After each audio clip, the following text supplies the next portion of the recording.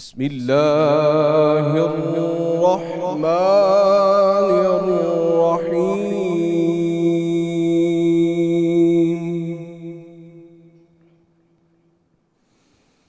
وإذ جعلنا البيت مثابة للناس وأمنا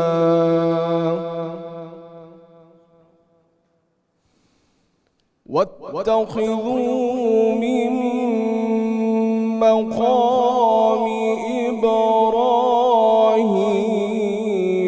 مصلى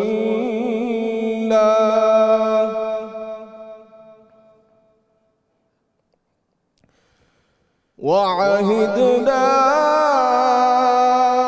إلى إبراهيم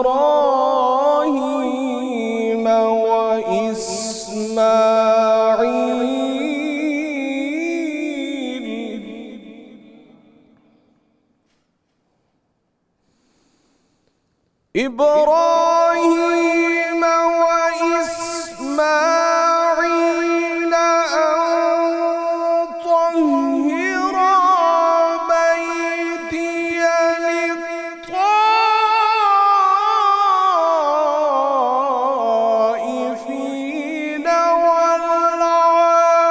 والعاكفين والركع السجود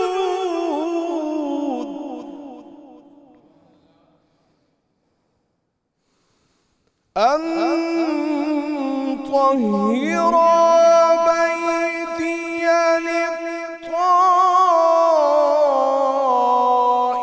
للطائفين والعاكفين والركع السجود.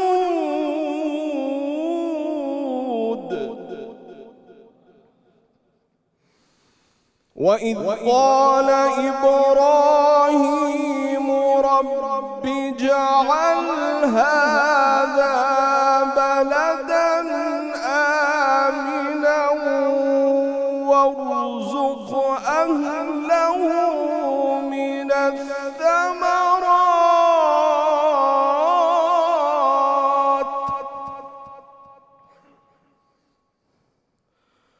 وارزق أهله من الثمرات من آمن منهم بالله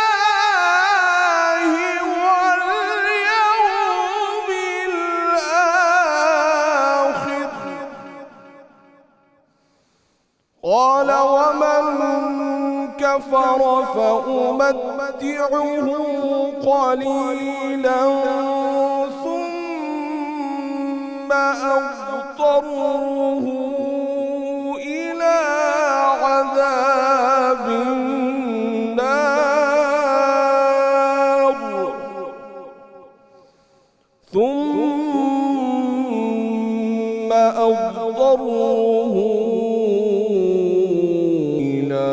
عذاب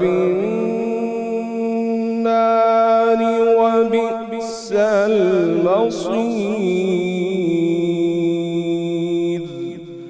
صدق الله العلي العظيم. ماشاءاللہ جی ماشاءاللہ. سلامت رہیے. ملک کے معروف قاری جناب قاری محمد نعمان سیفی صاحب تلاوت کلام پاک سے ہمارے قلوب کو منور فرما رہے تھے. الحمدللہ رب العالمین والصلاة والسلام علی سید الانبیاء والمرسلین. اللہم صلی علی سیدنا و مولانا محمد وعلی آلہ واصحابہ وبارک وسلم وصلی علیہ. دنیا کے تمام دیکھنے والوں کو، تمام چاہنے والوں کو، تمام پیار کرنے والوں کو، اور جہاں جہاں تک اس وقت میری آواز کو سنا اور مجھے دیکھا جا رہا ہے، جنید اقبال کی جانب سے انتہائی محبت کے ساتھ السلام علیکم.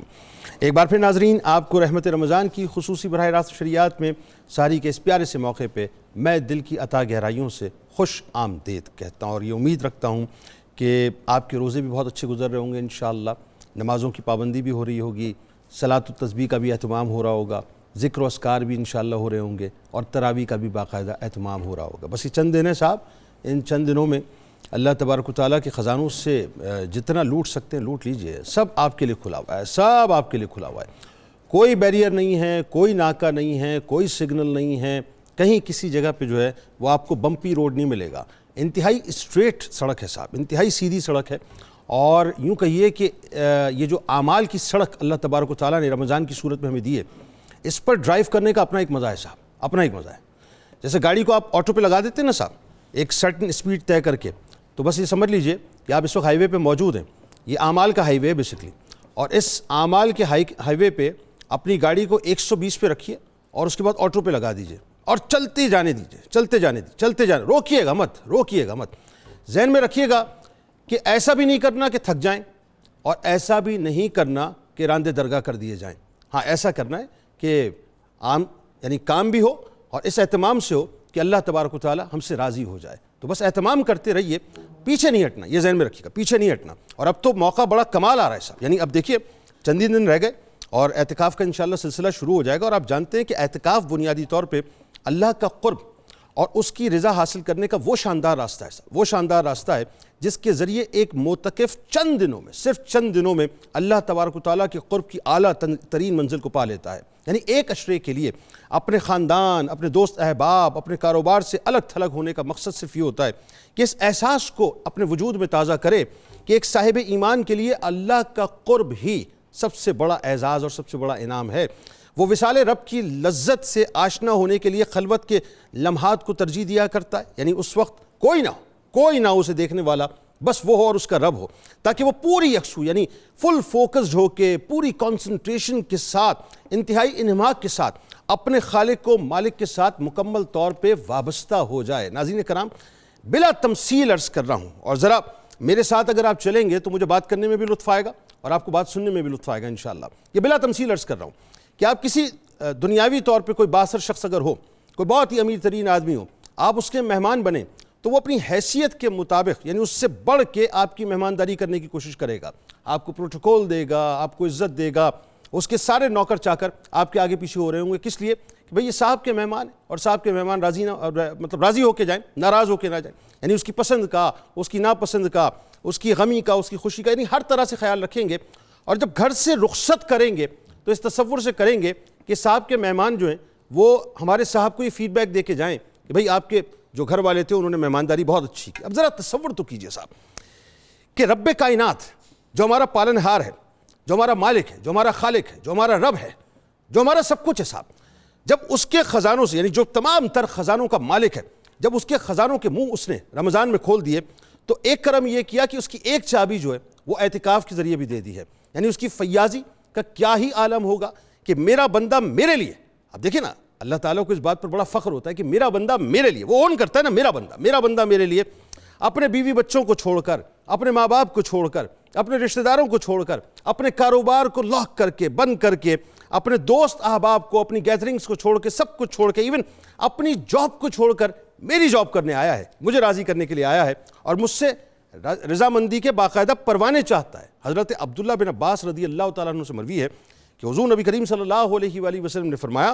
کہ جو شخص اللہ کی رضا کے لیے ایک دن کا اعتکاف کرتا ہے، ایک دن کا، اللہ تبارک و تعالیٰ اس کے اور دوزخ کے درمیان 3 خندقوں کا فاصلہ کر دیتا ہے، 3 خندقوں کا۔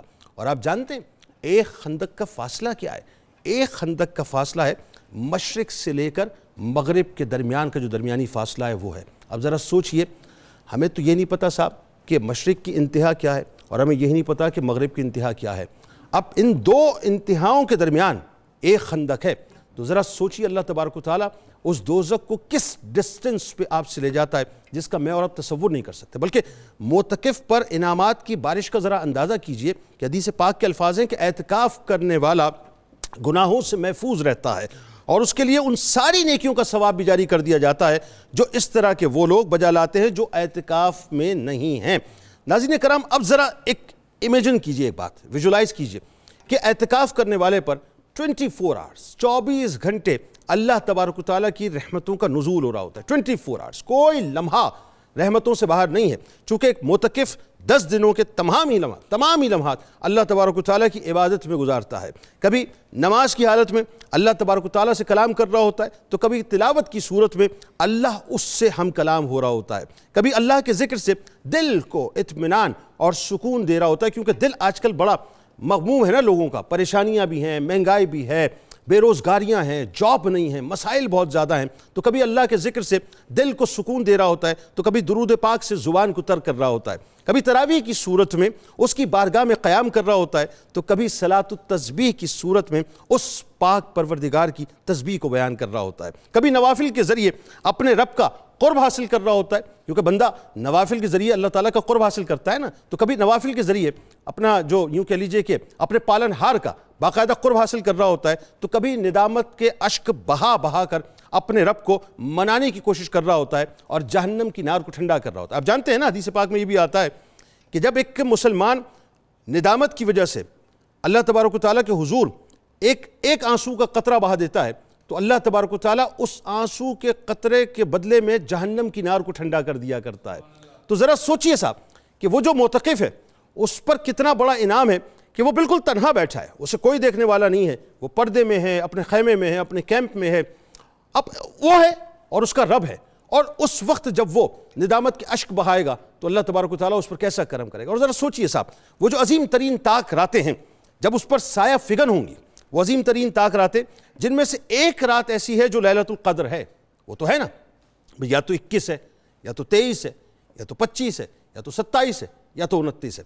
اب یہ جو اعتکاف کرنے والا معتکف ہے اس کو اللہ تبارک و تعالیٰ نے اس انعام سے نوازا ہوتا ہے کہ اس میں سے کوئی ایک رات اس کو ملنی ہی ملنی ہے، ہر صورت ملنی ہے. اور یقیناً وہ جو رات ہے اس رات میں جبرائیل علیہ السلام تمام فرشتوں کے ساتھ باقاعدہ نزول اجلال فرماتے ہیں. اور ذرا سوچئے کہ جس وقت وہ تشریف لاتے ہیں تو آپ کو پتہ ہے وہ ایک مومن کے گھر میں جاتے ہیں، ہر ایک کے گھر میں جاتے ہیں، جہاں عبادتیں ہو رہی ہوتی ہیں، جہاں رکوع و سجود ہو رہے ہوتے ہیں، جہاں قرآن پاک کی تلاوت ہو رہی ہوتی ہے. یہاں تک ہوتا ہے کہ وہ باقاعدہ ان لوگوں سے مصافحہ فرماتے ہیں. تو ذرا سوچئے یہ تو ان لوگوں کی بات ہوئی جو گھروں میں بیٹھ کے عبادتیں کر رہے ہیں. تو جو معتکف ہے اللہ کے گھر میں بیٹھ کے سب سے کٹ کے اللہ کو راضی کرنے کی کوشش کر رہا ہے، ان کے اوپر کیسی تجلیات کا نزول جبرائیل علیہ السلام کے توسط سے اور اللہ کے فرشتوں کے توسط سے ہوگا ہم تصور بھی نہیں کر سکتے. یعنی معتکف وہ ہے صاحب جو سب سے کٹ جاتا ہے. اور اعتکاف اتنی عظیم عبادت ہے کہ جو آپ کو باقاعدہ ایک نظام الاوقات کے تحت سجا دیا کرتی ہے. یعنی ٹائم مینجمنٹ کے اعتبار سے بھی اگر میں آپ کو کہوں نا تو اس سے بہتر فارمولا کوئی نہیں ہے کہ آپ اپنا پورا ٹائم ان 10 دنوں کے اندر ایسا مینیج کر لیتے ہیں کہ آپ کی شخصیت کے اندر ایک ڈسپلن آ جاتا ہے. اسی طرح سے صاحب قرآن پاک جو قلب مصطفیٰ صلی اللہ علیہ وآلہ وسلم پر نازل ہوا، اس قرآن کو پڑھنے، اس قرآن کو سمجھنے اور اس قرآن پر عمل کرنے کا آپ کو باقاعدہ موقع ملتا ہے. یعنی جس کتاب کو اٹھا کر بدقسمتی ہے صاحب، مجھے جملہ کہنے دیجئے، اور لوگ مجھ سے کہتے ہیں جنید بھائی آپ سخت بات کرتے ہیں، ایگریسو ہو جاتے ہیں، آپ جو ہے وہ ایک دم غصے میں آ جاتے ہیں. میں کیا کروں صاحب، میں کیا کروں، مجھے بتائیے میں کیا کروں. یعنی ہمیں سمجھ ہی نہیں آ رہا کہ ہم دنیا کا سارا لٹریچر پڑھ لیتے ہیں، ہم جو انفارمیشن ہمارے کام کی نہیں ہے ہم اس کو بھی گوگل سے سرچ کر کے نکال رہے ہوتے ہیں، بیہودہ ویڈیوز دیکھ رہے ہوتے ہیں، اس کے لیے وقت ہے، بیہودہ پوسٹ دیکھ رہے ہوتے ہیں، اس کے لیے وقت ہے. جس قرآن کو قلب مصطفیٰ صلی اللہ علیہ وآلہ وسلم پر اللہ نے نازل کیا، اس قرآن کو اٹھا کر ہم نے طاقوں میں سجا کے رکھ دیا ہے. معاذ اللہ اس کے اوپر گرد جم رہی ہوتی ہے. رمضان ہمیں اس کو کھولنے کا موقع ملتا ہے، لیکن اعتکاف کرنے والا ایسا ہے صاحب کہ اس کو یہ اپارچونٹی ہے کہ وہ قرآن پاک کو کھولے بھی، قرآن پاک کو پڑھے بھی، اس کے ترجمے کو بھی پڑھے، اس کی تفسیر کو بھی پڑھے اور قرآن کے ایک ایک لفظ کو سمجھنے کی کوشش کرے. سرکار علیہ السلام نے فرمایا کہ تم قرآن پڑھو اس لیے کہ قرآن قیامت کے دن اپنے پڑھنے والوں کے لیے سفارشی بن کر آئے گا. آپ سمجھ رہے ہیں؟ دیکھیں قرآن سے دوری اختیار نہیں کرنی ہے، ہمیں تو قرآن کو تھامنا ہے. ہم جب تک قرآن کو تھامے ہوئے تھے اللہ تبارک و تعالیٰ نے ہمیں عروج عطا کیا تھا، اور جب ہم نے قرآن کو چھوڑ دیا صاحب ہم بالکل برباد تباہ ہو کے رہ گئے. اپنے بچوں کو لگا دیجئے اس کام کے اوپر، اور خاص طور پہ جو معتکفین ہیں ان کو تو چاہیے یہ اپنا منشور بنا کے مسجد کے اندر داخل ہوں کہ میں نے قرآن پاک سے محبت کرنی ہے، قرآن پاک کو پڑھنا بھی ہے، اس کو سمجھنا بھی ہے. حضرت ابن عباس رضی اللہ تعالیٰ عنہ سے روایت ہے، رسول اللہ صلی اللہ علیہ وآلہ وسلم نے فرمایا کہ بے شک وہ شخص جس کے دل میں قرآن کا کچھ حصہ نہ ہو وہ ویران گھر کی طرح ہے. آپ سمجھ رہے ہیں بات؟ کیسی مثال دے کے بتلایا ہے. ویران گھر کبھی دیکھا ہے آپ نے؟ یعنی جس گھر میں یوں کہ یہ مطلب یہ ہانٹنگ ہاؤس ہے، یا یہاں پہ جو ہے جن بھوت رہا کرتے، ہوتا ہے نا بہت سے ایسے لوگ گھر ہوتے ہیں بالکل بند ہوتے ہیں، برسا برس بند ہوتے ہیں، اس کے اوپر گرد جمی ہوئی ہوتی ہے، اندھیرا ہوتا ہے. تو یہ مثال ایکچوئل سمجھانے کے لیے کہ جس کے دل میں قرآن کا کچھ حصہ نہیں ہے نا، وہ ویران گھر کی طرح یعنی جیسے ویران گھر خیر و برکت سے اور رہنے والوں سے مکمل طور پہ خالی ہوتا ہے، ایسے ہی اس شخص کا دل خیر و برکت سے اور روحانیت سے خالی ہوتا ہے جسے قرآن مجید کا کوئی حصہ یاد نہیں. بس ذہن میں رکھیے صاحب، اللہ کی بارگاہ میں ڈیرا ڈالنے کا وقت آ گیا ہے. ہاں اب آئیے ذرا میں مدعے کی طرف آ رہا ہوں. ڈیرا ڈالنے کا وقت آ گیا ہے، دنیا کو چھوڑ کر اسی کا ہو جانے کا وقت آ گیا ہے. وہ وقت آ رہا ہے صاحب کہ جب صرف آپ ہوں گے آپ کا رب ہوگا. وہ وقت آ رہا ہے جب اعتکاف کی صورت میں آپ اپنے رب سے راز و نیاز کی باتیں کر سکیں گے. بڑا لطف آتا ہے ایسا، بڑا لطف آتا ہے. یہ جو اعتکاف ہے نا، اس میں جب آپ بالکل تنہائی میں بیٹھے ہوں گے نا رات کے کسی پہر، اور آپ کو پتہ ہے کہ آپ نے تو صاحب یہ جو 10 دن اللہ کی بارگاہ میں باقاعدہ آپ نے پڑاؤ ڈالا ہے، اس کو راضی کرنا ہے، تو وہ جو راز و نیاز کی باتیں جو آج تک آپ اپنے رب سے نہیں کر سکے، آپ ذہنی طور پہ اپنے آپ کو تیار کر لیجئے کہ وقت آ رہا ہے وہ راز و نیاز کی باتیں آپ کو کرنی ہیں. جب آپ اپنے گناہوں کے انبار کو سامنے رکھ کر ندامت سے باقاعدہ اپنے سر کو جھکا کر اس کریم کو راضی کرنے کے لیے اپنے اشک بہائیں گے نا، اس کا لطف ہی انشاءاللہ کچھ اور ہوگا. یعنی جب آپ عرض کرتے جائیں گے اور آپ کا مالک و مختار وہ پالنہار سنتا بھی جائے گا اور آپ کو عطا بھی کرتا جائے گا. جب آپ توبہ کرتے جائیں گے اور وہ بخشش کے پروانے آپ کو عطا کرتا چلا جائے گا. یعنی وہ کیسا کریم ہے صاحب کہ وہ چاہتا ہے کہ میرا بندہ جنت کے علاوہ اور کہیں نہ جائے، میرا بندہ داخل جہنم نہ ہو. ذہن میں رکھیے گا، ہم مصطفیٰ کریم صلی اللہ علیہ وآلہ وسلم کی امت ہیں، ہمیں سرکار علیہ السلام پر بڑا مان ہے. وہ جو میرے آپ کے آقا و مولا نے ایک دعا رکھی ہے نا اپنے پاس، تمام نبیوں کو دی گئی تھی نا، لیکن رسول کریم صلی اللہ علیہ وآلہ وسلم نے ایک دعا کو محفوظ کر لیا تھا. کیوں کر لیا تھا؟ میرے سرکار نے اپنے لیے کچھ نہیں مانگا، اپنے اہل بیت کے لیے کچھ نہیں مانگا، ہاں ہمارے لیے کہ بروز محشر میرے سرکار علیہ السلام کو اذن ہوگا اور جب اپنے دست مبارک کو وہ ہمارے لیے اٹھائیں گے اللہ تعالیٰ ہمیں شفاعت کے پروانے دے گا. لیکن کس منہ سے سرکار کو اپنی شکل دکھائیں گے؟ کون سی شکل دکھائیں گے؟ اس شکل کو دکھانے کے لیے اتنا ضرور کرنا ہے کہ اللہ کو راضی کرنا ہے. لہٰذا ذہن میں رکھیے، اللہ تبارک و تعالیٰ جو ہے مایوس نہیں کرتا ہے. اللہ تبارک و تعالیٰ جو ہے اتنا غفور ہے، اتنا رحیم ہے، اتنا کریم ہے. وہ صرف کہتا ہے تو میری طرف چل کے تو دیکھ، میری رحمت دوڑ کے تجھے اپنے سائے میں لے لے گی، دوڑ کے اپنے دامن میں جو ہے سمیٹ لے گی. تو چلنے کی کوشش کریں، کیونکہ سرکار علیہ السلام نے فرمایا کہ جس شخص نے رمضان المبارک کی، آخری بات کر رہا ہوں، 10 دن کا اعتکاف کیا، جس شخص نے رمضان المبارک کا 10 دن کا اعتکاف کیا، اس کا ثواب کیا ہے؟ جانتے ہیں کیا ہے؟ 2 حج اور 2 عمروں کے برابر ہے. مہنگائی بہت ہو گئی ہے، لوگ عمرے پہ جا نہیں پا رہے، 2 3 لاکھ 4 لاکھ کا پیکیج ہو گیا ہے. پتہ نہیں کب بلاوا آئے گا، کب جائیں گے. لیکن یہ تو طے ہے کہ اعتکاف کر لیں گے تو جتنا ثواب وہاں جا کے ملنا تھا نا، اللہ تبارک و تعالیٰ یہاں عطا کر دے گا. تو 10 دن آپ نے رہنا ہے، زیادہ نہیں رہنا. لیکن ہاں آخری بات، یہ جو منحوس موبائل فون ہے نا، اس کو اٹھا کر بند کر کے رکھ دیجیے گا. اس اعتکاف میں نہ گوگل ہو، نہ انسٹاگرام ہو، نہ فیس بک ہو، نہ یوٹیوب ہو. آپ ہوں اور آپ کا رب ہو. بس پوری توجہ اللہ کی بارگاہ میں رکھیں، پھر دیکھیں اللہ تعالیٰ کیسا کرم کرے گا.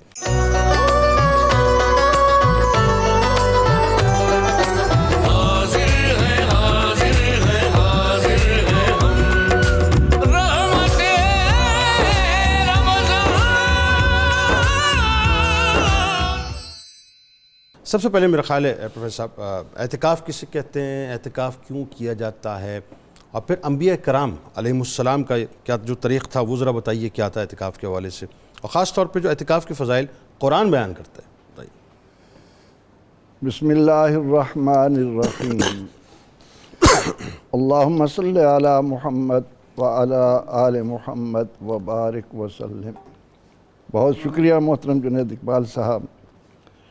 گفتگو کا آغاز کرنے سے پہلے میں یہ ضرور کہوں گا، یہ تو نہیں کہوں گا کہ گرچہ شوق نہیں، شوق تو ہے اس کلام کے ساتھ کہ اللہ کرے اتر جائے پوری قوم کے دل میں آپ کی بات. اللہ اکبر، اللہ اکبر، اللہ اکبر. یہ میرے لیے آپ کی طرف سے ریوارڈ ہے، ریوارڈ آپ جیسی اہل علم شخصیت کی طرف سے.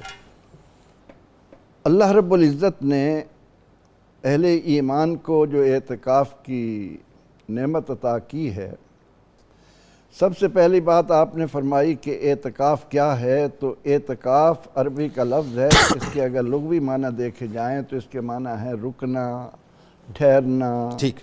یا خوبصورت اگر آج کی زبان میں ترجمہ کریں تو وہ ہے دھرنا دینا. ہاں لیکن یہ محبت والا دھرنا محبت والا اللہ کے در. ہاں یہ بھی وضاحت کر دیجیے, محبت والا دھرنا ہے, ورنہ دھرنوں کا سیزن تو ابھی شروع ہونے والا تھا. چلیں. یہ لفظ کے معنی یہ ہے کہ اپنے آپ کو روکے رکھنا, واہ واہ, کسی کے دروازے پر اپنے آپ کو ڈالتے ہیں. شرعی اصطلاح میں اعتکاف یہ ہے کہ انسان اپنے نبی صلی اللہ علیہ وسلم کے انداز اور ان کی سنت کو سامنے رکھتے ہوئے اللہ کا قرب پانے کے لیے کچھ دیر کے لیے دنیا سے اپنے آپ کو غیر متعلق کر کے مسجد میں ٹھہر جائے. کیا کہنے, کیا کہنے. اسے کہتے ہیں اعتکاف. اعتکاف 3 قسم کا ہے. ایک اعتکاف واجب ہے, ایک اعتکاف سنت مؤکد ہے, ایک اعتکاف مستحب ہے. واہ. اعتکاف واجب یہ ہے کہ اگر کوئی مسلمان اپنی کسی مشکل کے وقت منت مانتا ہے کہ اگر میرا یہ کام ہو گیا تو میں اتنے دن اعتکاف بیٹھوں گا, یہ واجب کہلائے گا. یہ منت کے طور پہ بھی کیا جا سکتا ہے, منت کے طور پر بھی کیا جا سکتا ہے. گڈ گڈ گڈ, ٹھیک. اور رمضان المبارک کے آخری عشرے میں جو ہم اعتکاف کرتے ہیں اس کو سنت مؤکد الکفایہ, یہ سنت مؤکد کے طور پر. اور مستحب یہ ہے کہ آدمی مسجد میں داخل ہو, ٹھیک ہے, اور کہہ دے نویت سنت الاعتکاف, ٹھیک, وہ مستحب ہے. اور اس مستحب کی بھی جو برکتیں اس کو حاصل ہوں گی ان پر بھی انشاءاللہ سے حاصل پاس ہوگی. ٹھیک. اب سوال یہ بڑا خوبصورت ہے کہ آپ نے فرمایا کہ اعتکاف کیوں کیا جاتا ہے. ہاں کیوں کیا جاتا ہے یہ بتائیے نا. میں اس طرف نہیں جاؤں گا جو لوگ سننا چاہتے ہیں. اچھا, میں یہ عرض کروں گا کہ اعتکاف اس لیے کیا جاتا ہے کہ ہم سب کے اس پیغمبر نے کیا جن کو اللہ نے اپنا محبوب بنایا. آہا کیا کہنے, غار ہرا. آہا. اعتکاف کیوں کیا جاتا ہے؟ ہمارے آقا علیہ السلام نے کیا. واہ, تو ہم کریں گے. ہاں, اب آگے ہے اس کی بات میں ہم آتے ہیں کہ اس سے اللہ کا قرب حاصل ہوتا ہے, ہمیں روحانی جسمانی معاشرتی یہ فوائد حاصل ہوتے ہیں. لیکن اعتکاف کیا اس لیے جاتا ہے کہ اللہ کے محبوب علیہ السلام نے مہینہ بھر بھی کیا, 20 دن بھی کیے, اور رمضان کا آخری عشرہ. واہ واہ واہ, سبحان اللہ, سبحان. اب اگلی بات یہ ہے کہ کیا یہ انبیاء کرام علیہ السلام کا طریق ہے؟ انبیاء علیہ السلام کے طریق کو مد نظر رکھ کر جب میں اور آپ گفتگو کریں اس قوم کے سامنے جن کو یہ بتایا گیا ہو کہ جب تک کائنات کی ہر شے سے بڑھ کر اللہ کے محبوب سے محبت نہ کی جائے ایمان نصیب نہیں ہوتا. بے شک. جب امام الانبیاء علیہ السلام نے کیا ہے, نبیوں کے سردار نے کیا ہے, تو انبیاء کرام علیہ السلام تو سارے اس جھرمٹ میں آ جاتے ہیں کہ آپ صلی اللہ علیہ وسلم نے. بالکل صحیح. اس کائنات کے لیڈر نے کر لیا نا, تمام انبیاء کے لیڈر نے کر لیا, ختم ہو. اب انبیاء علیہ السلام کے بارے میں قرآن پاک نے کہا وَإِذْ وَعَدْنَا مُوسَىٰ 40 لَيْلَةً, ہم نے موسیٰ علیہ السلام کے ساتھ وعدہ کیا 40 راتوں کا. ٹھیک ٹھیک. اللہ نے کلیم اللہ کو طور پر بلا کر 40 دن اعتکاف کرا کے آپ صلی اللہ علیہ وسلم کی امت کے لیے یہ ایک نعمت بھی رکھ دی. اچھا, پہلے تقریباً 30 دن پھر 10 دن بڑھائے تھے, اس طرح کچھ تھا. 40 دن کا ذکر قرآن نے کہا کہ 40 لیلہ, 40 دن کے لیے بلایا. تو پھر یہ کہ قرآن پاک نے کہا وَأَهِدْنَا إِلَىٰ إِبْرَاهِيمَ وَإِسْمَاعِيلَ أَن طَهِّرَا بَيْتِيَ لِلطَّائِفِينَ وَالْعَاكِفِينَ وَالرُّكَّعِ السُّجُودِ. ہم نے ابراہیم اور اسماعیل علیہ السلام سے عہد لیا کہ وہ میرے گھر کو صاف ستھرا رکھیں. واہ. کن کے لیے؟ طواف کرنے والوں کے لیے, واہ واہ, سبحان. اعتکاف بیٹھنے والوں کے لیے, رکوع کرنے والوں کے لیے, سجدہ کرنے والوں کے لیے. اعتکاف کے ضمن میں آج ہمارے کانوں میں یہ بات بھی کانوں کے ذریعے دل میں اتر جائے کہ جہاں اعتکاف کیا جاتا ہے ان جگہوں کو اتنا خوبصورت بناؤ، اتنا صاف ستھرا بناؤ، اتنا معطر و معمر کرو کہ وہاں بیٹھ کر جو مسلمان اللہ کا قرب پانے کے لیے دنیا سے تعلق توڑ رہا ہے، اللہ رب العزت جو جمیل ہے، جمال کو پسند کرتا ہے، وہ بھی کہے کہ میرا بندہ کس حال میں میرا فقیر بنا ہے، میرے در کا سوالی بنا ہے، اس کی رحمتیں نازل ہوں۔ تو قرآن کریم نے اس ضمن میں ہمارے سامنے یہ راستہ کھولا کہ ہم طواف اعتکاف کی طرف آئیں۔ سبحان اللہ۔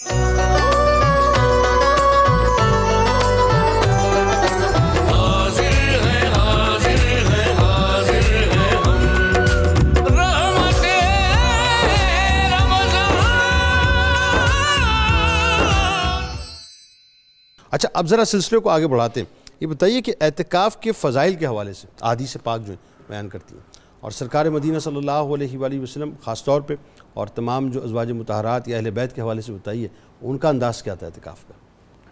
بسم اللہ الرحمن الرحیم۔ یہ ماہ رمضان کے رحمت بھرے ماحول میں اعتکاف کا تذکرہ ہونا، وہ بھی خاص رحمتوں کو جو لینے کا ذریعہ ہے، اس میں جو ہمارے پروفیسر صاحب نے بڑا خوبصورت جملہ کہا، حضور نبی اکرم صلی اللہ علیہ وسلم نے اعتکاف کو سنت مؤکدہ کے درجے میں لے کر یہ ثابت کیا ہے کہ جو اعتکاف بیٹھے گا اس کو میرا خاص فیض ملے گا۔ واہ واہ، سبحان اللہ۔ کیونکہ یہ میری سنت مؤکدہ علی الکفایہ ہے، جو میری اس سنت پر آئے گا میں اس پر ضرور نگاہ رحمت پھیروں گا۔ یعنی آپ کے کہنے سے مراد یہ کہ سرکار علیہ السلام سے روحانی طور پر کنیکٹیویٹی کا ایک بہت بہترین ذریعہ بہت بڑا اعتکاف۔ ذریعہ ہے۔ ہاں، پھر اس سے اندازہ لگیں، جیسے شروع میں آپ نے ایک روایت سنائی حضرت عبداللہ بن عباس رضی اللہ تعالی عنہما کی، کہ جو بندہ اعتکاف صرف ایک دن اور رات کا بیٹھ لے،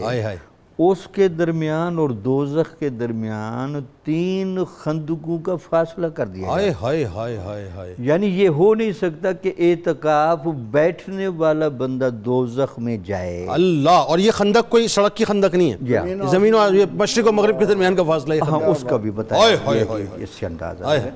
پھر تیسرا جو بڑا خوبصورت اعتکاف کی فضیلت ہے، یہ آپ حیران ہوں گے، وہ جو ایک حدیث مبارکہ کی ذرا گہرائی کو دیکھیں۔ بتائیے۔ حضور نبی اکرم صلی اللہ علیہ وسلم نے فرمایا کہ مومن مسجد میں ایسے ہوتا ہے جیسے مچھلی پانی میں ہو۔ یعنی مومن کا اور مسجد کا کتنا گہرا لنک ہے، کتنا گہرا تعلق ہے۔ وہ گہرا لنک جو مسجد میں صرف 5 دفعہ جانے والے کو ملتا ہے، اعتکاف والے کو یہ لمحات 10 دن اور 10 راتیں ملتی ہیں۔ واہ واہ واہ، یعنی جس طرح سے مچھلی پانی کے بغیر زندہ نہیں رہ سکتی، اسی طرح مومن جو ہے مسجد کے بغیر جو ہے مسجد کے بغیر زندہ ہے، اور جو ہر وقت مسجد میں ہے تو اس سے اندازہ لگائیں کہ آپ کے علم میں ہے کہ مسجد میں ایک نماز پڑھیں اور گھر میں نماز پڑھیں تو فرق کیوں بنتا ہے؟ تو سب نے لکھا فرق اس وجہ سے ہے کہ مسجد میں ہر وقت اللہ تعالیٰ کے عبادت گزار فرشتے رہتے ہیں، تو معتکف اگر آرام سے سویا بھی ہونا تو عبادت کرنے والے فرشتوں کے روحانی اثرات پڑتے رہتے ہیں۔ واہ سبحان اللہ۔ عام طور پر مسجد میں ایزینس کا ماحول نہیں ہوتا، آپ کو باادب رہنا پڑتا ہے، لیکن اللہ تعالیٰ معتکف سے اتنا خوش ہے کہ یار آپ مسجد میں سوئے بھی رہیں تب بھی آپ کو ڈھیروں خیرات مل جائیں۔ صحیح بات ہے۔ یعنی اس کا مطلب یہ نہیں کہ وہاں کوئی ایزی ہونے کے لیے آپ سونے جائیں، مقصد یہ کہ آپ عبادت کریں گے، نہیں کوئی ایزی نہیں ہوگا، آپ نے کہہ دیا کوئی ایزی نہیں ہوگا، تلاوت کریں گے، لیکن بہرحال اس ماحول میں۔ تو پھر ماہ رمضان کا موقع جس میں رحمتوں کے دروازے کھلے ہیں، ان رحمتوں کے دروازے میں سب سے بڑی رحمت کی جگہ تو مسجد تھی، اس مسجد میں پھر بلایا جا رہا ہے۔ اگر رحمت در رحمت کے ماحول میں معتکف آ رہا ہے، یہی تو وجہ تھی کہ جو اعتکاف سے پہلے جتنے بھی نیک کام کر رہا تھا، والدین کی خدمت کرتا تھا، رزق حلال کما لا رہا تھا، وہ جو سارے کام کر رہا تھا یہاں تو وہ نہیں کر سکتا، لیکن اس کے سارے ثواب بھی اللہ تعالیٰ اعتکاف کی وجہ سے درج کراتا ہے۔ کیا کہنے، کیا کہ سبحان اللہ، وہ کام جو آپ نہیں کر رہے، اس کا بھی ثواب آپ کی نیت میں شامل تھے اور آپ کے معمول میں بھی تھے، اس کا ثواب بھی اللہ نے شفٹ کیا۔ کیا کہنا۔ اور تیسرا جو آپ نے بہت خوبصورت کہا کہ اعتکاف والے بندے کو لیلۃ القدر تو ملے ہی ملے، ملے ہی ملے، اس ملے ہی میں ملے۔ دوسرا کوئی چانس نہیں کہ آپ ان لمحات میں مسجد میں جب ہوں گے تو لیلۃ القدر کی رات جب فرشتے ملنے آتے ہیں واہ واہ، تو گھروں میں ضرور وہ جھانکتے ہیں واہ، لیکن مسجدوں میں غور سے جھانکتے ہیں۔ واہ واہ، تو گھروں میں جو عبادت ہو رہی وہ ٹھیک ہے ہو رہی ہے، لیکن یہاں اللہ کے گھر میں کون بیٹھا عبادت واہ کر واہ، رہا ہے؟ سبحان اللہ۔ کوئی رکوع میں ہے، کوئی سجدے میں ہے، کوئی قرآن پڑھ رہا ہے، کوئی رو رہا ہے، تو وہ ساری کیفیتیں اس میں آ رہی ہیں۔ جی جی، تو اس کو لیلۃ القدر کا ثواب مل رہا ہے۔ پھر وہ جو آپ نے بہت خوبصورت جملہ کہا، یہاں میں اضافہ بھی کر دوں، باقاعدہ جبرائیل علیہ السلام اس سے مسافہ کرتے ہیں، مسافہ کرتے ہیں، آئے ہائے، اور جس کے ساتھ آپ کو پتہ ہے کہ وہ مسافہ کریں اس کو گریہ طاری ہوتا ہے، وہ بندہ روتا ہے، چونکہ یہ مسافہ کرنا جبرائیل کا نہیں ہوتا، وہ اپنے ہاتھوں کے ذریعے اللہ کی رحمت اور قربت فیل کراتے ہیں۔ واہ واہ واہ واہ، اللہ کی کیا رحمت بات اور ہے، قربت کیا کی بات، کیا کیفیت ہوگی، تو ان باتوں کو وہ فیل کرتا ہے۔ واہ، تو یہ اللہ تعالیٰ اعتکاف والے کو یہ درجہ بھی دیتا ہے، تو پھر اسے اندازہ لگے کہ وہ کس گہرے ماحول میں بیٹھا ہے۔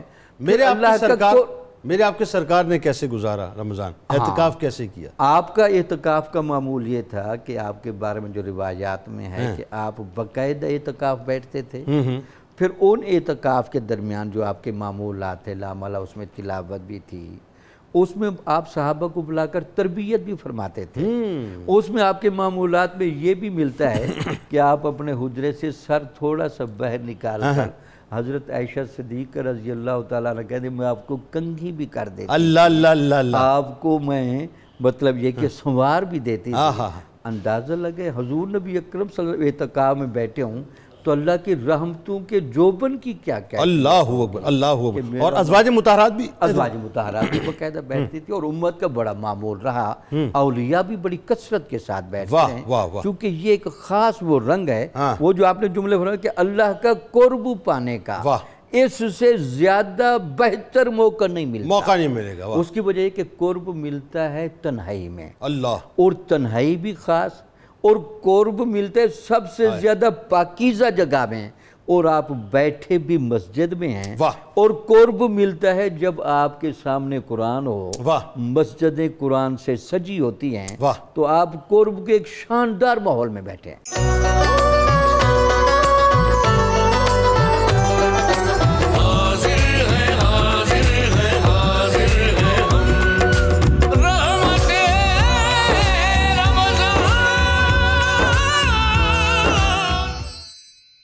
اچھا، اب ذرا یہ بتائیے اعتکاف کی شرائط اور مسائل کے حوالے سے، اور یہ اس لیے بہت ڈیٹیل میں ہمیں بتائیے کہ بہت سے لوگ جو ہیں اعتکاف اختیار تو کر لیتے ہیں لیکن اس کی شرائط کا بھی معلوم نہیں ہوتا اور مسائل کا بھی نہیں معلوم ہوتا، تو غلطیاں کر جاتے ہیں، بتائیے ذرا۔ بسم اللہ الرحمن الرحیم والصلاة والسلام علی سید الانبیاء والمرسلین۔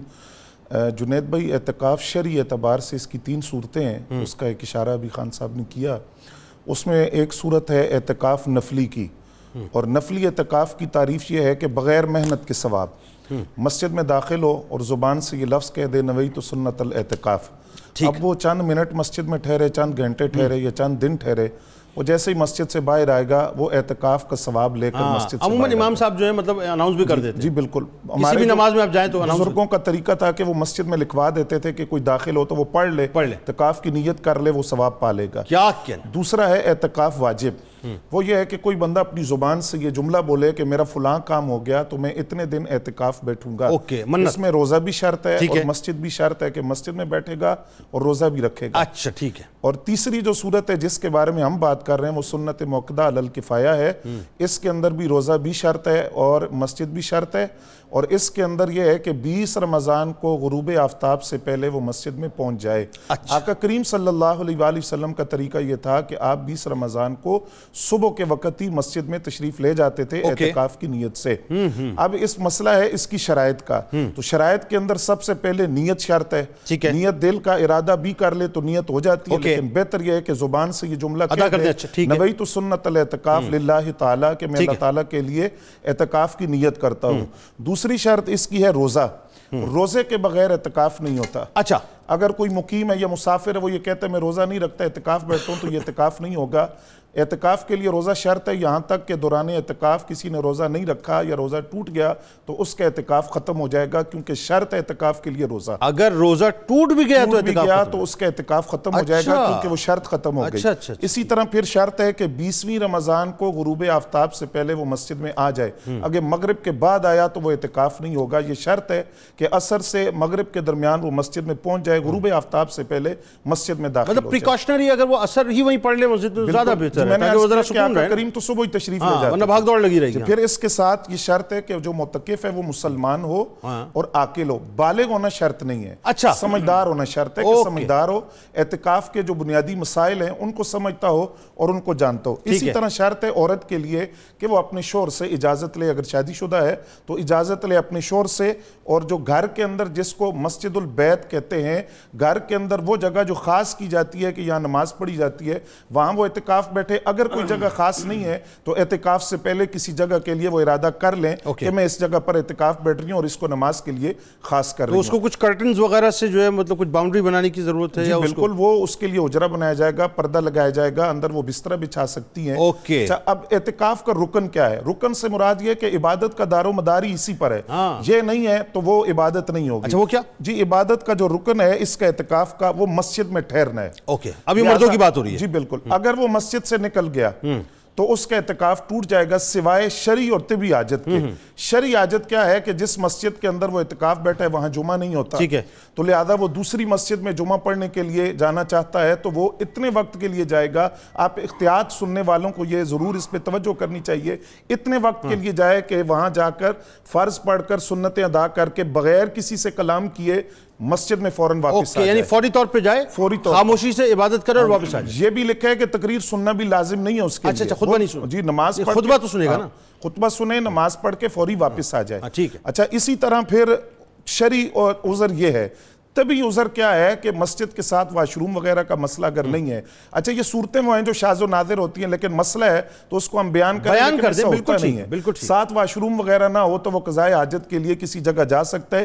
اس میں بھی اس قدر احتیاط لکھی ہے کہ اگر اس کے دو گھر ہیں، ایک قریب ہے ایک دور ہے، اگر وہ دور کے گھر گیا تو اعتکاف ٹوٹ جائے گا، اس کو قریب کے گھر میں جانا چاہیے تھا۔ اچھا، پھر اسی طرح اگر وہ مریض کی عیادت کے لیے جانا چاہتا ہے تو وہ جائے گا تو اعتکاف ٹوٹ جائے گا، کیونکہ مریض کی عیادت کرنا یہ فرض واجب نہیں ہے، ایک اخلاقی ذمہ داری ہے۔ اگر کسی کا جنازہ ہو جائے، کسی کا جنازہ پڑھنے کے لیے جائے گا پھر بھی اعتکاف ٹوٹ جائے گا، کیونکہ جنازہ فرض کفایہ ہے۔ اچھا، جنازہ پڑھنے بھی نہیں جا سکتا، چند آدمی پڑھ لیں تو اس کی ذمہ داری نہیں ہے۔ خدا نخواستہ اگر کسی قریبی رشتے کی اگر اعتکاف ٹوٹ جائے گا، لیکن اس صورت میں گناہگار نہیں ہوگا، گناہگار نہیں ہوگا، اعتکاف ٹوٹ جائے گا۔ اچھا، اگر وہ ویسے ہی اعتکاف توڑ دے، چلیں اب دوسری شرط ہے، ایسے اعتکاف توڑ دیا، وہ اگر بغیر کسی شرعی یا طبی عذر کے اعتکاف توڑ دیتا ہے تو وہ گناہگار بھی ہوگا اور قضا بھی لازم ہوگی۔ قضا وہی 10 دنوں کو پورا کرے گا؟ جی بالکل نہیں، قضا کے اندر یہ ہے کہ اعتکاف کی صورت یہ ہوتی ہے کہ اس کی ہر دن کی نیت ہوتی ہے، ٹھیک ہے جی۔ تو اب جس دن اس نے اعتکاف توڑا ہے صرف اسی دن کی قضا کرے گا۔ اس کا طریقہ یہ ہے کہ وہ ایک دن مغرب سے پہلے مسجد میں آ جائے، رات مسجد میں گزارے، دن کو روزہ رکھے، اور اگلے دن غروب آفتاب کے بعد وہ مسجد سے نکل جائے تو اس کے یہ اعتکاف کی قضا ہو جائے گی۔ اگر فرض کیجئے کہ ویری فرسٹ ڈے اس کا دل ایک دم، اس کی طبیعت خراب ہو گئی، کچھ ہو گیا، کوئی معاملہ اس کے ساتھ ہو گیا، جس دن اس نے اعتکاف توڑا ہے صرف اسی کی قضا ہوگی، اور پھر وہ آگے کنٹینیو کرے گا۔ واجب اعتکاف کی صورت میں باقی دنوں کی بھی قضا کرے گا جتنے دنوں کی نظر اس نے مانی تھی، نظر والے معاملے، نظر مانی۔ لیکن رمضان کی جو بات ہم کر رہے ہیں سنت موقتہ الکفایہ، جس دن اس نے اعتکاف توڑا ہے صرف اسی کی قضا، اور آگے جو دن بچے وہ نہیں پھر ان کی نہیں ہوگا، کیونکہ اس میں ہر دن کی نیت علیحدہ ہوتی ہے۔ اوکے، اچھا، اب ذرا یہ بھی بتا دیں فنائے مسجد کے بارے میں بھی ذرا بتا دیجیے۔ جی بالکل، اس میں دیکھیے فنائے مسجد کے حوالے سے یہ ہے کہ مسجد کے صحن میں جا سکتا ہے، اندر رہ سکتا ہے، چھت پہ نہیں۔ چھت پہ جانے کی صورت فقہا نے یہ بیان کی ہے کہ اگر سیڑھیاں مسجد کے اندر سے جاتی ہیں تو چھت پر جا سکتا ہے، باہر سے نہیں جا سکتا۔ واش روم وغیرہ وہ جانا اس لیے ہے کہ وہ اس کی طبی ایک حاجت ہے، اس کے لیے اس کو اجازت دی۔ وضو خانہ فنائے مسجد میں آئے گا؟ جی وہ فنائے مسجد میں شامل ہے، بالکل ٹھیک ہے جی بالکل، تو وہ اس میں صرف تبھی حاجت کی وجہ سے جا سکتا ہے نا جی، تو اسی طرح غسل اگر اس پر لازم ہوتا ہے تو وہ جا سکتا ہے۔ اچھا اس میں شرائط میں سے ایک شرط یہ بھی ہے کہ جو اعتکاف بیٹھے گا عاقل مسلمان، وہ اس کا پاک ہونا بھی ضرورت ہے، وہ مرد ہو یا عورت ہو، پاکیزگی کی حالت ٹھیک ہے۔ خواتین کے لیے ایک مسئلہ بہت ضروری ہے کہ اگر امور خانہ داری کے لیے کوئی متبادل انتظام نہیں ہے تو وہ اعتکاف نہ بیٹھے۔ آخری بات، پان گٹکا سگریٹ وغیرہ کے لیے باہر جا سکتے ہیں؟ جنید بھائی مسجد کے اندر بیٹھ کر وہ صرف یہ تصور کرے میں ہوں اور میرا رب ہے، وہ بالکل دنیاوی ضرورتوں کو چھوڑ دے، ان 10 دن کے اندر وہ گوشہ نشین ہو جائے، اور اعتکاف کا معنی یہ ہے کہ اپنے آپ کو جما کر رکھنا، اللہ کی عبادت کے اندر اپنے وقت کو بالکل ٹھیک ہے۔ ناظرین بہت ڈیٹیل گفتگو ہو گئی صاحب، لوٹ کے واپس آتے ہیں، سلسلے کو پھر یہیں سے جوڑیں گے۔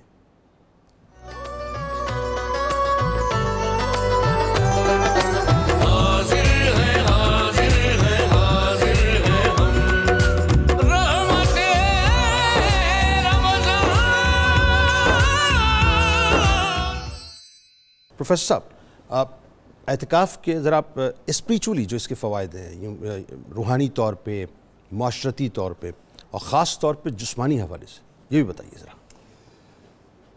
محترم جنید اقبال صاحب، صرف اعتکاف ہی کیا ہے، اس پورے مہینے میں، اس کے ہر لمحے میں اس قدر فوائد و ثمرات انسانیت کو ملتے ہیں، امانت، دیانت، باہمی ہمدردی، خدمت خلق، کیا کیا خوبیاں انسان ان سے پاتا ہے۔ بے شک ایسا ہی ہے۔ میں تو کہا کرتا ہوں کہ اگر خوش نصیبی سے کوئی قوم رمضان کو رمضان کے طور پر منا لے تو اس سے انسانیت میں وہ مہکار آتی ہے کہ فرشتے جھک کر ان کو سلام کرتے۔ کیا کہنے، اور دیکھیں ٹائم مینجمنٹ بھی جو ہے، وقتی پابندی، سر کیا کمال، مطلب آپ رمضان میں ٹائم مینجمنٹ دیکھیں کیسی ہوتی ہے، ساری خوبیاں ہی خوبیاں، مطلب آپ کی زندگی ایک بالکل ڈسپلن وے میں گزرنا شروع ہو جاتی ہے۔ اعتکاف کے روحانی فوائد پر بات کرتے ہوئے ایک بات عرض کروں کہ انسان کو اللہ تعالیٰ نے جو روح دی ہے، جی،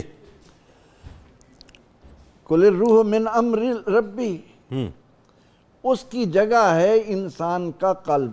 واہ۔ نبی اکرم رحمت عالم صلی اللہ علیہ وسلم نے ہمیں بتایا کہ جب ہم سے خلاف شرع کوئی کام ہوتا ہے تو دل پر سیاہ نقطہ لگ جاتا ہے۔ اوکے۔ اگر انسان آنسو سے اس کو نہیں دھوتا، توبہ نہیں کرتا، گناہ پر گناہ کرتا چلا جاتا ہے تو انسان کا دل کالا ہو جاتا ہے۔ اوکے، وہ نقطہ بڑھتا رہتا ہے، نقطے بڑھتے رہتے ہیں، ایک وقت ایسا تھا پورا دل سیاہ ہو جاتا ہے، پورا دل سیاہ ہو جاتا ہے، اور انسان اولئک کالانعام، چوپاؤں سے بدتر مقام پر آ جاتا ہے۔ اب پروردگار عالمین فرماتا ہے کہ میں زمین و آسمان میں کہیں نہیں سما سکتا، اگر میں کہیں سماتا ہوں تو وہ بندہ مومن کا دل ہے میں۔ آئے ہائے۔ اس لیے قرآن پاک نے کہا کہ وَفِي أَنفُسِكُمْ أَفَلَا تُبْصِرُونَ، لوگو اللہ تو تمہارے اندر ہے، دیکھتے کیوں نہیں ہو؟ اندر تو جھانکو۔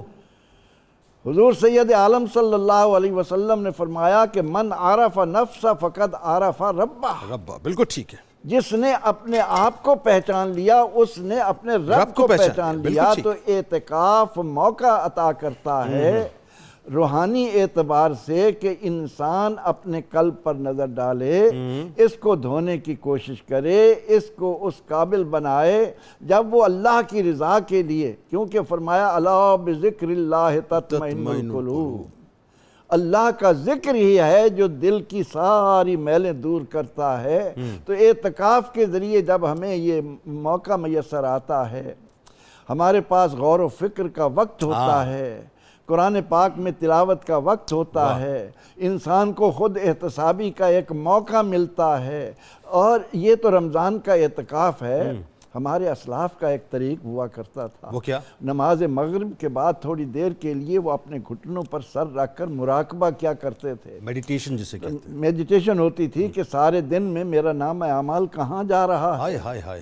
تو اعتکاف کے ذریعے تو اگر یہ کہوں تو سرکار مدینہ صلی اللہ علیہ وآلہ وسلم غار حرا میں آپ جو اعتکاف فرمایا کرتے تھے تو آپ بھی کنسنٹریٹ کیا کرتے تھے، ظاہر ہے میڈیٹیشن کیا کرتے تھے. یہی تو ہے, یہی ہے بیسک. یہ اعتکاف کا سب سے بڑا فائدہ یہی ہوتا ہے کہ انسان خود احتسابی کی طرف آتا ہے, اور پھر اس پر یہ بات عیاں ہوتی ہے کہ یہاں تو تھوڑی دیر کے لیے میں علیحدہ ہوا ہوں, واپس جاؤں گا, عزیز و اقارب میں جاؤں گا, دوست احباب میں جاؤں گا, لیکن جب میرے سانس میرا ساتھ چھوڑیں گے اور مجھے مٹی کے نیچے تنہا رکھا جائے گا, اس وقت میرے لیے روشنی کا ذریعہ کیا ہے, اس وقت میرے لیے ساتھی کون ہوگا, اس وقت میرے لیے کیڑے مکوڑوں سے بچانے والی کیا چیز ہوگی. یعنی آپ کے کہنے سے مراد یہ ہوا کہ انسان کو اعتکاف میں اپنے اندر جھانکنے کا موقع اور ملتا آگے ہے. جو اس کی منزل ہے قبر کی اور موت کی جو مطلب منزل ہے, ان منازل کو طے کرنے کا, اس کو سمجھنے کا جو ہے کس طرح طے کرنا موقع ملے گا. انسان اگر اپنے دل کو اللہ کی یاد کے لیے, اللہ کے دیدار کے لیے, اللہ کے ساتھ تعلق جوڑنے کے لیے جب اس کو صاف کر لیتا ہے, پھر اس کے لیے یہ ساری منزلیں آسان ہوتی جاتی ہیں. بہت اچھی بات آپ نے بتائی. روحانی اعتبار سے وہ ایسی منزل پر آتا ہے کہ وہ وہاں سے نکل کر معاشرتی اعتبار سے لوگوں کے اندر پیار بانٹتا ہے, لوگوں کے اندر اس بات کا جویاں رہتا ہے کہ خیر الناس من ینفع الناس, لوگوں میں سب سے بہتر وہ ہے جو لوگوں کو سب سے زیادہ نفع پہنچانے والا ہوتا ہے, اور وہ اپنی زبان کی حفاظت کرتا ہے, وہ اپنی نگاہ کی حفاظت کرتا ہے, وہ اپنے اعضاء اور جوارح پر نظر رکھتا ہے. اس اعتبار سے اعتکاف انسان کو معاشرتی طور پر فرشتہ بنا دیتا ہے. اگر ہم اعتکاف کو اعتکاف کے طور پر 10 دن اس انداز سے گزاریں, یہ نہیں ہے کہ جو عام طور پر ہم معاملات ہمارے سامنے آتے ہیں, یعنی تزکیہ نفس کا ذریعہ بنا ہے. تزکیہ نفس کا ذریعہ انسان کا اعتکاف بنتا ہے. انسان اس کے اندر جب کلام پاک کی تلاوت کرتا ہے, ان لمحات میں کہ جب ایک نیکی کا بدلہ نفل کا فرض کے برابر, فرض کا 70 فرضوں کے برابر دیا جا رہا ہے, اس کو موقع ملتا ہے کہ وہ قرآن پاک کے اندر غور و فکر کرتا ہے, اس کی تلاوت سے اپنے دلوں کو آباد کرتا ہے, تو جسمانی طور پر بھی اسے ایسا موقع نصیب ہوتا ہے کہ کھانے پینے کے درمیان مناسب وقفے کا عادی بن جاتا ہے. اور اس وقت اس کو نظر آتا ہے کہ میں جو عام زندگی میں ایک کھانے پینے میں بے لگام ہو رہا تھا, اس کی وجہ سے میرے جسم کو کیا نقصان پہنچ رہے تھے. سرور دو جہاں صلی اللہ علیہ وسلم کا ارشاد ہے کہ البطن اصل الداء, خوب سیر ہو کر کھانا ساری بیماریوں کی جڑ ہے. اور پھر یہ کہ کھانے کے درمیان وہ کافر 7 ہاتھوں سے کھاتا ہے, وہ کیا مومن ایک ہاتھ سے کھاتا ہے. یعنی آپ نے فرما دیا کہ البطن اصل الداء, ساری بیماریاں اس بنا پر انسان کے وجود میں آتی ہیں کہ وہ کھانے پینے میں احتیاط نہیں کرتا, خوب پیٹ بھر کر کھاتا ہے. اور اس کے علاوہ وہ اعتکاف کی حالت میں اس بات کا خیال رکھتا ہے کہ میرا لباس صاف ستھرا رہے, میرے لباس کے اندر کوئی ایسی خرابی نہ ہو جس کی وجہ سے میرے اعتکاف کو ہو. تو وہی پھر باہر آ کر جب انسان طہارت کے نظام کو اپنے لیے سنبھال لیتا ہے, تو نبی اکرم رحمت عالم صلی اللہ علیہ وسلم کے اس ارشاد کی روشنی میں کہ الطہور شطر الایمان, طہارت جو ہے آدھا ایمان ہے, اور اس کے بعد پھر وہ اپنے گھر کو صاف رکھتا ہے, اپنی گلیوں کو صاف رکھتا ہے, اپنے آس پاس کو صاف ستھرا رکھنے کی کوشش کرتا ہے. ذرا مجھے اجازت دیجیے ایک کالر کو شامل کرتے ہیں. اعتکاف کی صورت میں ایک ہی بات عرض کروں گا کہ میرے رب کا, اس کے رسول کا کوئی حکم حکمت سے خالی نہیں ہوتا. ایسا ہی ہے, صرف اسی بات کو سامنے رکھ کر کہ اللہ کا حکم ہے, اس کے نبی علیہ السلام کی سنت ہے, میں تو کہوں صاحب بات یہ ہے, پروفیسر صاحب کی بات سے تو بڑھ کے کوئی بات ہو ہی نہیں سکتی نا, بزرگ ہیں ہمارے. میں تو ایک طفل مکتب کی حیثیت سے ایک جملہ عرض کروں, ہم اپنے آپ سے کہیں کھو گئے. میرا جملہ شاید پہنچا نہیں آپ تک. ہم اپنے آپ سے کہیں کھو گئے. ہمیں اپنے آپ کو تلاش کرنا ہے, اور اپنے آپ کو تلاش کرنے کا بہترین راستہ جو ہے نا, بہترین راستہ وہ اعتکاف ہے, جہاں آپ بالکل تنہا ہوں گے اور پھر اپنے اندر جھانک کے اپنے آپ کو تلاش کیجئے. اگر آپ اپنے آپ کو پا لیں گے نا, وہ جو آپ کا کھویا ہوا آدمی ہے, اگر اس کو آپ نے پا لیا اندر کے, آپ کی جیت ہو جائے گی انشاءاللہ, کیونکہ جس کو آپ پا لیں گے وہ آپ کو رب سے ملا دے گا. اب ایک میرا خیال ہے ہر آدمی اس وقت جو سننے والا, آپ کو یا خاتون, وہ یہ سمجھنا چاہیں گے بھائی ڈاکٹر صاحب ہمیں یہ بتائیں کہ دوران اعتکاف جو ہے ہمیں عبادات کیا کرنی چاہیے, مشاغل کیا رکھنے چاہیے, کیونکہ اتنا جو آپ نے ایک ہائپ بنائی ہے اعتکاف کی, تو اب ہو سکتا ہے بہت سے لوگ ذہن بنا کے انشاءاللہ بیٹھے ہوں، مجھے یقین ہے، تو وہ یہ بھی تو چاہیں گے نا آپ ان کو ذرا یہ بھی بتائیے کہ بھئی آپ نے 10 دن اس انداز سے گزارنے، ایک اسکیجول دے دیجئے ان کو، بتائیے۔ بسم اللہ الرحمن الرحیم۔ ایک بات قاعدے کے طور پر یاد رکھیں کہ مومن بندے کے لیے ایمان کے ساتھ عمل کرنا یہ شرط و مشروط ہے، ہاں، لازم و ملزوم ہے۔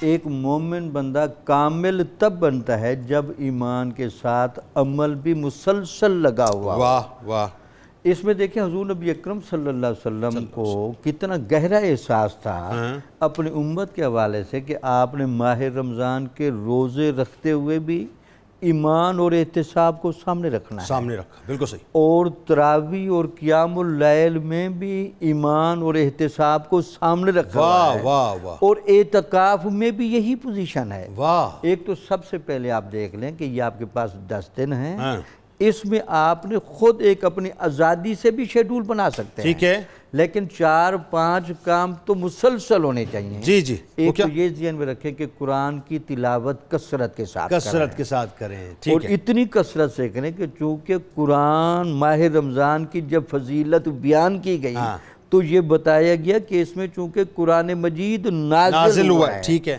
اچھا قرآن کا صرف نزول ہی نہیں، ہدی للناس، یہ تمہاری ہدایت کے لیے آیا ہے، واہ تو لہٰذا قرآن کو پڑھیں بھی صحیح، قرآن کو سمجھیں بھی صحیح، اور قرآن کے پیغام سے وابستہ بھی ہوں، اور اپنے آپ کو زندگی میں بدلنے کے لیے تہیہ بھی کریں، واہ، کہ یہ صرف اعتکاف میں بدلنے نہیں بیٹھا، اب یہاں سے میں ثمرات لے کر معاشرے کو بھی فیض دوں گا، واہ، تاکہ لوگ دیکھیں یار اعتکاف کے لیے گیا تھا یہ بدل گیا ہے۔ اچھا لوگوں کے ہم یہ تو سنتے کہ لوگ حج کے لیے گئے بدل کے آ گئے، یار چلو یہ اعتکاف والے بھی بدل جانے چاہیے، یار 10 دن آپ گئے، آپ نے قرآن کو قریب سے پڑھا، سبحان اللہ، تو آپ کو بدل جانا چاہیے۔ اور سر ایک اور بات دیکھیں نا آپ، ان 10 ڈیز میں آپ کو کوئی مشقت نہیں کرنی پڑ رہی ہے، بالکل ٹھیک، لیکن 2 حج اور 2 عمروں کا ثواب اللہ تعالیٰ بھی ثواب مل رہا ہے، دیکھیے آپ کیسی بات ہے۔ اس کے بعد دوسرا جو اس میں نوافل کی کثرت کریں، اب اس کیفیت کو بھی فیل کریں کہ کثرت نوافل والے کو اللہ تعالیٰ اپنے قرب خاص کی اتنی خوشخبری دیتا ہے، حالانکہ وہ ہاتھ پاؤں بننے سے پاک ہے، لیکن وہ کہتا ہے جی میں مومن بندے کے اتنا قریب آ جاتا ہوں، آپ ایسے سمجھیں اس کے ہاتھ بنتا ہوں، اس کے کان بنتا ہوں، تو اس سے اندازہ لگے کثرت نوافل کیجئے۔ اس کے علاوہ ہمیشہ یاد رکھیں ایک مومن بندے کا جو حب نبوی کا جو پہلو ہے نا، سبحان اللہ، وہ کثرت درود و سلام تو لازمی بھائی سبحان اللہ، تاکہ آپ اس موقع پر ضرور حضور نبی اکرم صلی اللہ علیہ وسلم کو اپنے امتی ہونے کا ثبوت پیش کریں، واہ یا رسول اللہ 10 دنوں میں بیٹھا ہوں تو کثرت سے درود و سلام میں۔ وہ جو ہمارا ایک بات پہ ہم نے گفتگو کی تھی نا، جیسے وہ اپنا استقبال رمضان کے حوالے سے حدیث ہے نا، اس میں جس میں استغفار ہے اور کلمہ ہے، تو اور درود پاک آپ فرمائیں، وہی کر لینا، لا الہ الا اللہ محمد رسول اللہ صلی اللہ علیہ وآلہ وسلم استغفر اللہ، یہ بہترین تسبیح ہے، یہ تو سجیسٹ کر دیں آپ لوگوں۔ بالکل ٹھیک ہوگا، بالکل ٹھیک۔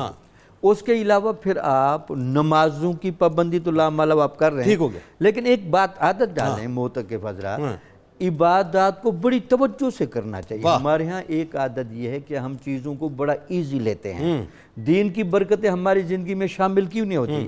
ایک تو خلوص نیت کی عادت ڈالیں کہ جب آپ نماز کے عمل میں جائیں تو آپ نماز کے ماحول سے باہر نہ نکلنے پائیں، اور ایسا لگے کہ واقعی آپ اللہ کی بارگاہ میں حاضری دے کے آئے ہیں۔ اچھا پھر اس میں تراویح تو آپ پڑھیں گے، تہجد کی نماز کا گہرائی سے اہتمام، کیا بات ہے، تاکہ تہجد کے دوران جو اللہ تعالیٰ کا نزول اجلال ہوتا ہے وہ تو ہر موقع پر ہوتا ہے، لیکن موتقف کے لیے کس صورتحال میں ہوتا ہے تو اس وقت کو بھی اچھی طرح گزاریں۔ اچھا ایک میری درخواست میں ایک چیز ایڈ کر دیں، صلاۃ التسبیح بھی ایڈ کر دیں۔ صلاۃ التسبیح لازمی لازمی، آپ کہیں نہیں، آپ کہیں ذرا، آپ کہیں۔ صلاۃ التسبیح کے بارے میں حضور نبی اکرم صلی اللہ علیہ وسلم کا یہ فرمان کہ میرا تو دل کہتا ہے کہ میں اپنے امتی کو روز کہوں، واہ واہ واہ، لیکن اگر روز نہیں پڑھ سکتا تو کم از کم 10 مرتبہ اعتکاف میں تو پڑھ کے لازمی پڑھ لیں، لازمی پڑھ لیں۔ دیکھیں نا وہی بات آ گئی آپ والی، بھئی شب قدر تو ملنی ہے، اب کیسا کمال ہے، وہ صلاۃ التسبیح پڑھ رہا ہے، بندہ رکوع میں جھکا ہوا ہے، اور سبحان اللہ والحمد للہ ولا الہ الا اللہ واللہ اکبر جب وہ کہہ رہا ہوگا، اور اس وقت جبرائیل علیہ السلام آ کر مصافحہ فرمائے، کیا ہی کمال ہوگا جی، زبردست نصاب دیا آپ نے صاحب۔ اچھا اب آئیے، اب بات کرتے ہیں تھوڑا سا قرآن کے فضائل کے اوپر، اور قرآن کے فضائل ظاہر ہے قرآن کی زبانی بھی بتائیے، اور سرکار مدینہ صلی اللہ علیہ وآلہ وسلم کی زبانی بھی بتائیے کہ جن کے قلب اطہر پہ قرآن نازل ہوا، قرآن سے رشتہ جڑوائیے لوگوں کا۔ جنید بھائی، صحیفہ انقلاب، کتاب لا ریب، قرآن مجید، فرقان حمید، وہ کتاب مقدس ہے جس کے فضائل خود قرآن نے بھی بیان کیے اور شارح قرآن نے بھی بیان کیے، اور یہ ایسی کتاب مقدس ہے کہ جس کا پڑھنا بھی ثواب ہے، پڑھانا بھی ثواب ہے، دیکھنا بھی ثواب ہے، سننا بھی ثواب ہے اور سنانا بھی ثواب ہے۔ کیا کہنا قرآن مجید کے فضائل سے قبل اگر ہم قرآن کا تعارف قرآن سے پوچھیں کہ قرآن کا تعارف کیا ہے، تو پہلے بات یہ ذہن میں آتی ہے کہ اس کتاب مقدس کا نام کیا ہے۔ تو قرآن خود کہتا ہے کہ بل ہوا قرآن مجید، کہ یہ قرآن مجید ہے، خود اپنا نام بتاتا ہے کہ اس کتاب مقدس کو قرآن مجید کہا جاتا ہے۔ اچھا، یہ کہاں سے آئی؟ تو خود قرآن کہتا ہے فی لوح محفوظ، یہ جو کتاب مقدس ہے یہ لوح محفوظ میں تھی۔ پھر سوال کہ کس نے بھیجا؟ وَإِنَّهُ لَتَنزِيلُ رَبِّ الْعَالَمِينَ، یہ جو تمام جہانوں کا رب ہے، اس رب نے اس کتاب مقدس کو بھیجا۔ لے کر کون آیا؟ تو خود قرآن اس کا جواب دیتا ہے کہ نزل بہ الروح الامین، روح الامین جبریل امین اس کتاب مقدس کو لے کر آئے۔ کہاں لے کر آئے؟ کس کے پاس؟ بما نزل علی محمد، یہ آقا کریم صلی اللہ علیہ وآلہ وسلم کے پاس یہ کتاب مقدس آئی۔